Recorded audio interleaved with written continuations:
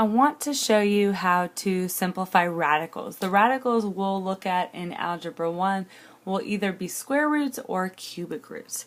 So first I need to remind you what a square root is and a cubic root. So if I take a number and I square it, okay, so for example 3 squared, 3 times 3 is 9. Well, a square root is the opposite of squaring. So if I take the square root of 9, it's asking what times itself equals 9, and it gets me right back to 3. So what I want you to think about when you're looking at radicals is that these are the opposite or inverse functions of squaring. Square roots is the inverse function of squaring. Let's look at a cubic root. Let's say I have 3 to the third power. Okay, well that's 3 times 3 is 9 times 3 is 27. Okay, now if I take what's called a cubic root and the index, I put the 3 right here, means that it's the opposite or the inverse of cubing. It means what times itself 3 times gives us 27. Well, 3 times 3 times 3 is 27. So it gets us right back to 3.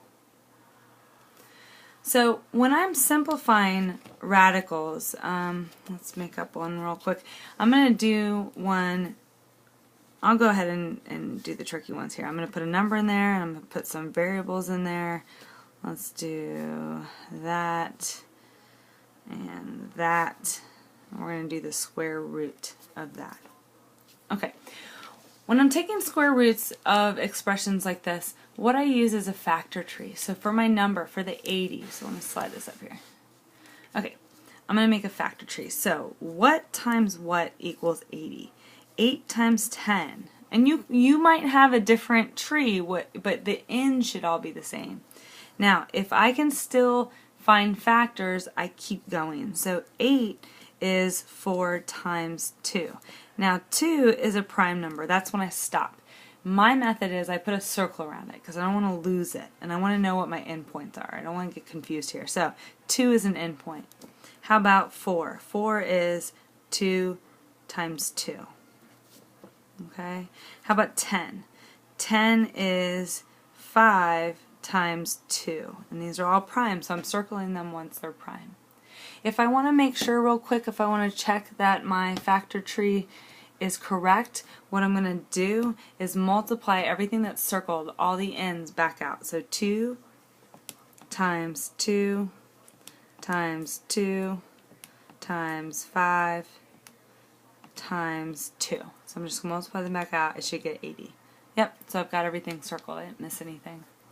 Okay, now remember, a square root is what times itself 2 times. If you wanted to put a number here in the index, it would be a 2. You don't need that. If there's no number there, it's assumed it's 2. Okay, so 2 times 2 is 4. So square root of 4 is 2. So what I'm looking for right now in my factor tree are any pairs. Any two things that are the same, I can take the square root and take it out of my radical. So I've got a pair of 2's right here. They don't have to be right next to each other, but in this case they are. So I'm going to take, once I take the square root, I cross out 2 of them, but I'm taking the square root, so only 1 comes out. Alright, what else do I have here? I have another pair of 2's. So another 2 is going to come out. And I'm going to end up multiplying that by what else I took out. Alright, I only had one little lonely pair left, or one little lonely guy left, so he's going to stay underneath. Now I'm going to leave a little space here, because I got to do my variables still. Okay, but the 5 is going to stay home. It's going to stay underneath the radical. Alright, now I want to picture, what does this x to the cube, x cubed, or x to the third power, what's that look like? Well, that's x times x times x. Remember, if we're taking a square root, we're looking for pairs. So I'm going to have a pair come out. This x and this x make a pair. So 1x is going to come out. Now, I've got 1x left. One lonely guy left. He's going to stay underneath. Alright, what about the y's? Well, I have 1, 2, 3, 4, 5, 6, 7, 8. Pairs come out. So this is going to be 1y is going to come out, 2, 3, 4. So I'm actually going to have y to the 4th power. And I'm not left with anything, so nothing is left back underneath that square root. Okay, now to write my final answer, anything that I can multiply back together either outside or underneath, I'm going to do that now. In this case I only have 2 squared, so that's 4, and then x, y to the 4th power, square root, I don't need to write a 2, it's assumed, of 5x. And that's my final answer. I can't do anything beyond that. Now, I'm simplifying. Again, every single time you're simplifying, you can use a calculator, store some nasty numbers in for your variables, and check that they are equivalent. Let's do that. So I've got 2 variables, x and y. So I'm going to use pi. I always like to use pi. Store into x, and I'm going to use a square root.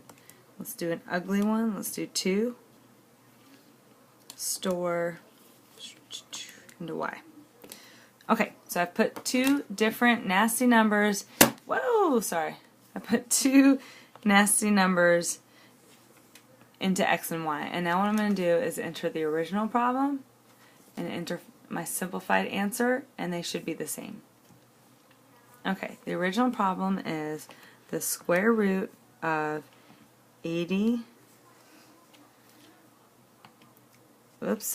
x to the 3rd power, get out, I'm still underneath the radical, y to the 8th power, get out, okay, so all of that was into the square root. Enter. Now I'm going to go to my answer. There we go. I'm going to go to my answer and make sure that I get the same thing. 4x y to the 4th power. Okay, I'm going to square root. That's not a square root. Square root, there we go. 5x and get out. Okay, so if I'm correct, that should be the same as the original problem. And it is. So I know that I've done it correctly. Okay, again, I'm not 100% sure I've gone as far as I can, but I do know that the answer I came up with is equivalent, so I feel pretty good about my answer. Okay, let me show you what would it be if I did a cubic root. So let me do another factor tree. I'm going to actually, you know what, let's do the same exact problem, but this time take a cubic root. Let's do that. So I'm going to do 80x cubed y to the 8th power. And this time I'm going to do a cubic root.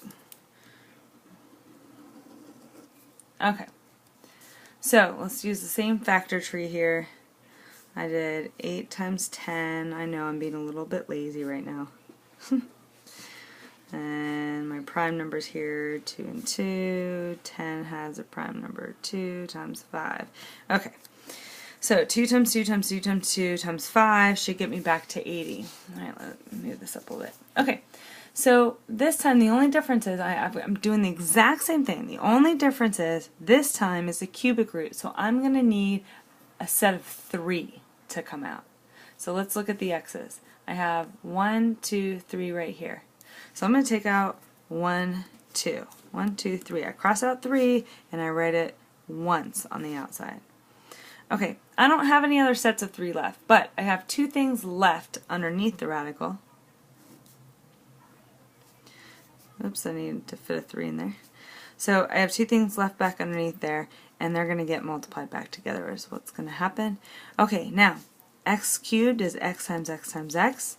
Again, it's a cubic root, so the index is 3, so I need a set of 3. Well, that's exactly what I have. So all 3 of these join forces and come out and make 1x on the outside. I don't have anything left on the inside as far as x goes. Okay, now let's look at the y's. I have 1, 2, 3, 4, 5, 6, 7, 8. I need a set of 3 to come out. Y times y times y, set of 3, 1 comes out. Another set of 3, 1 comes out. So I have 2 y's that will come on the outside. I totally didn't need to leave enough room here. Let's rewrite it down here. 2x. Okay, so I left off here because I ran out of room. So I have 2 y's that come on the outside, so y squared, those are gone. Now I've got my cubic root.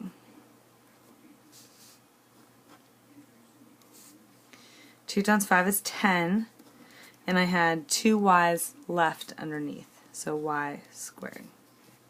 Okay, so it's the exact same idea, except that you need a group of 3 to come out instead of just 2. Alright, to check this on the calculator, I'm going to go back to my original problem, and actually, if you hit second enter, there's my original problem. Okay. Alright, and now I'm going to put in the, no, that's not the original problem, my bad, hold on. Okay, so I guess I have to show you how to do a cubic root. I'm going to have to remember how to do that. Okay, you put the index first, it's a 3. So hit 3, then go to math. You're going to go to math right here, math. Okay, oh, clear that out, sorry, clear everything out. Okay, cubic root actually is under math. In Algebra 2, you're going to use this one sometimes, but they do have a cubic root in here. So, number 4 it is. Cubic root of 80x to the 3rd power, get out of the exponent, y to the 8th power. Okay, that's the cubic root there. Enter. Alright, and then over here, my answer, right? Is that my answer? Yep, that's my answer. Okay, so we're going to enter that. Trying to leave the calculator in the light here. It's bad lighting. 2x alpha y squared. Okay, cubic root is under math. Number 4. 10y squared. Get out of there. Okay, they're equivalent, so I know that I've done it correctly. Not 100% sure I'm right, but I don't have any more y's I can take out. I only have 2, and I need a group of 3. And 10 is only 5 times 2, so I feel real good about my answer. I've got 2 equivalent expressions here.